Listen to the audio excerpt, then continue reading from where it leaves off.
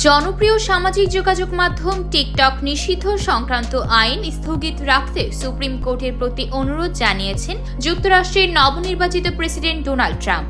এই আইনের অধীনে আগামী 19 জানুয়ারির মধ্যে চীনা প্রতিষ্ঠান বাইটডান্সের মালিকানাধীন টিকটককে যুক্তরাষ্ট্রে কোনো মার্কিন কোম্পানির কাছে বিক্রি করে দিতে হবে, নইলে দেশটিতে অ্যাপটি বন্ধ করে দেওয়া হবে।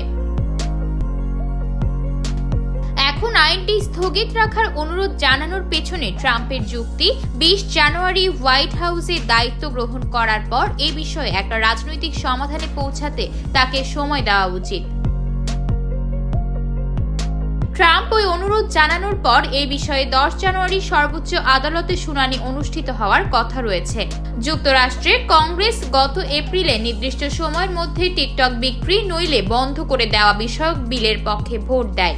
পরে দেশটির একটি আপিল আদালত একই আদেশ দেন। গত 11 মার্চ ট্রাম্প বলেছিলেন টিকটক জাতীয় নিরাপত্তার জন্য হুমকি। তবে তিনি একই সঙ্গে বলেন এই অ্যাপের উপর নিষেধাজ্ঞা দেয়া হলে বাচ্চাদের কেউ ক্ষতিগ্রস্ত হবে, আর এতে শুধু মেটার মালিকানাধীন সামাজিক যোগাযোগ মাধ্যম ফেসবুকের অবস্থানই শক্তিশালী হবে।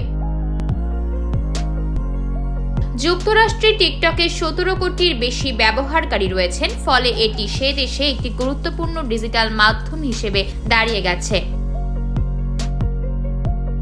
টিকটকের মালিকানাধীন প্রতিষ্ঠান আইনটি তুলে নিতে বর্তমান প্রেসিডেন্ট জো বাইডেনের প্রশাসনের প্রতি অনুরোধ জানিয়েছে। তবে আদালত যদি আগামী মাসের শুনানিতে তাদের পক্ষে আদেশ না দেন, অ্যাপটি 19 জানুয়ারি থেকে অর্থাৎ ট্রাম্প প্রেসিডেন্টের দায়িত্ব নেওয়ার একদিন আগে যুক্তরাষ্ট্রে আক্ষরিক অর্থেই নিষিদ্ধ হয়ে যাবে।